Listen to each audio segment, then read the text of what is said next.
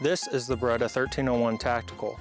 This is going to be more of an overview of the gun, as there are already so many reviews of this firearm online. It was actually James Reeves from TFB TV that I think started turning a lot of people onto this shotgun, and when I saw him post his video running this gun in this color at Thunder Ranch doing their class, I just absolutely fell in love with it. I was in the market for a shotgun and this kind of fit the bill. The first thing you're gonna notice when you pick one of these up is it's incredibly lightweight. I forget the exact spec, I think it's around 7 pounds. It feels noticeably way lighter than any semi-auto or pump that I've ever picked up, especially with this capacity. Beretta did some serious magic on the trigger on this firearm. So we are unloaded in the chamber. There is nothing in the tube. So this trigger pull, I don't have a trigger gauge to tell you exactly how many pounds it is, but let me tell you, it feels as crisp and almost as light as a good rifle trigger. It does make it just really nice to run and really easy to shoot fast. By now, everyone's probably heard of the B-Link system, or Blink, probably sick of hearing about it, but basically it is extremely fast. She'll knock you back. And it is very hard to tell, but when you pull the charging handle back, you can actually see the head of the bolt does rotate. So as the firearm is cycling, that bolt is kind of rotating like that. It also cycles light loads and heavy loads, extremely reliable. You can get this thing incredibly dirty and shoot it, mag dump it. It's pretty much impossible to get this thing to jam up. All right, Buckshot versus this old cabinet.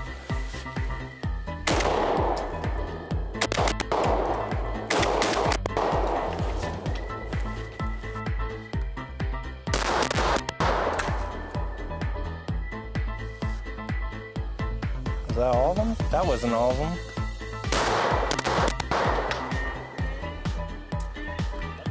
All right, here's the back side, which is just particle board.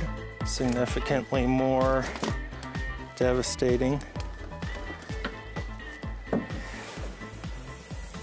We're looking at 18-inch or 18.5-inch barrel. I can't remember exactly, but the Beretta barrel is fantastic. One of the biggest complaints of the Gen 1s was there was a huge oversized lever right here, and a lot of people complained about hitting it accidentally. The Gen 2 fixed that issue. They had a few Cerakote color options, and this model, despite being a tactical, actually takes different chokes. So if you wanted to use this for a turkey gun and obviously put a plug in it so that's legal, you can actually do that.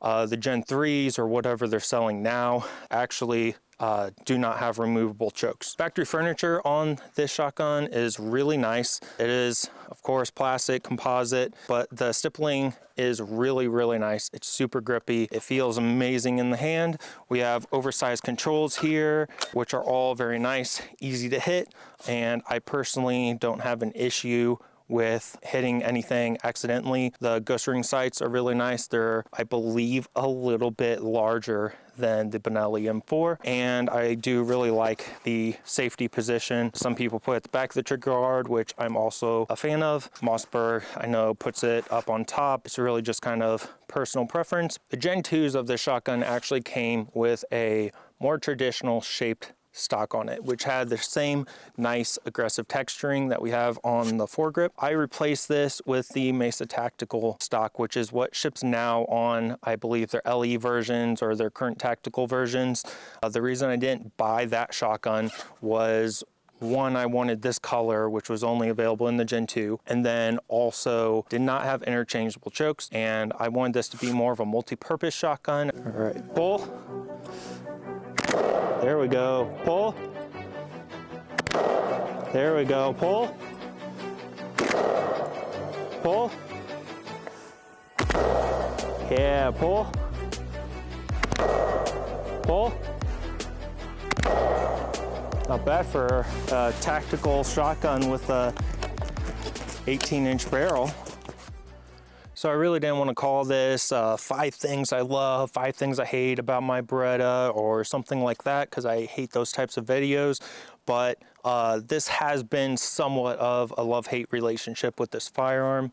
Out of the box, like I said, I really did love all the ergonomics. I didn't want to really modify this thing very heavily. With it being an Italian import, you do get a 5-round tube from the factory, and you will have to kind of dig around to find extension. They do make more than a 2-round tube, so if you're running like competition model, you can obviously have more. This is not necessarily cheap or easy to find, and it does come with a barrel clamp, so you could mount a light, but it does kind of mark up the barrel. I've seen guys that will put a little padding or something underneath it, and that's fine and all. I ran it for a little while, and I started to see a little bit of a mark on the barrel, which I didn't like. And then also, if you want to be field stripped, you want to be able to do it more or less toolless.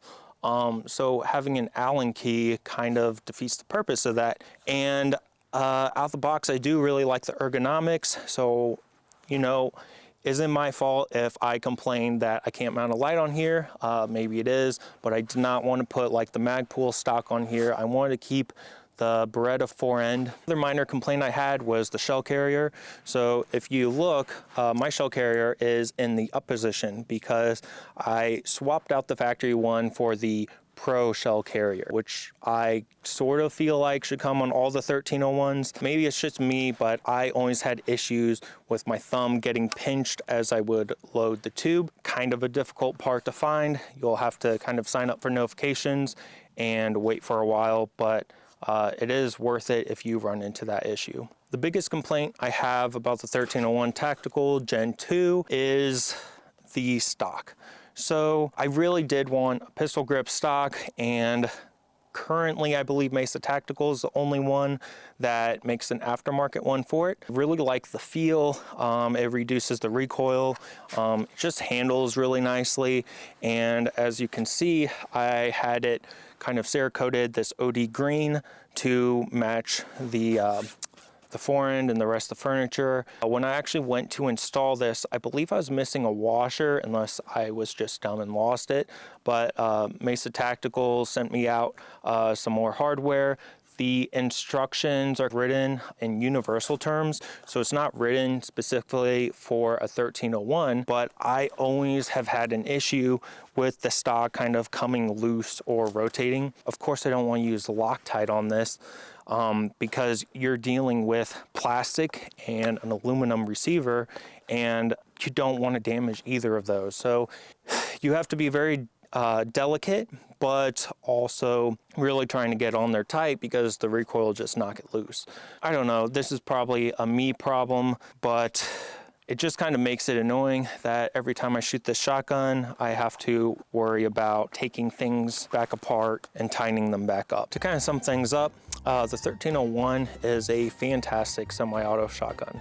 I would argue that for the price point that these come in at, you aren't going to find a better semi-auto. I would say probably get a model that has the Mesa stock installed from factory from Beretta, so you don't have to deal with any of the issues. And another thing, just with it being 2024 now and very difficult to kind of import things and find certain things, with this being an actual Italian-made Beretta, the new A300, I believe it's the Patrol model that just came out, that is very 1301-esque. Those are made in the US, but it is just kind of a cool factor to have an Italian-made Beretta, especially when they are this difficult to get. Definitely a pro if you can find a 1301.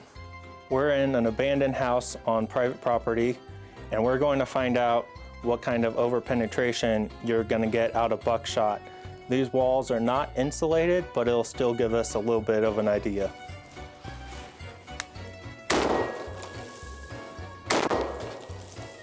We can see the initial holes through the front side of the wall.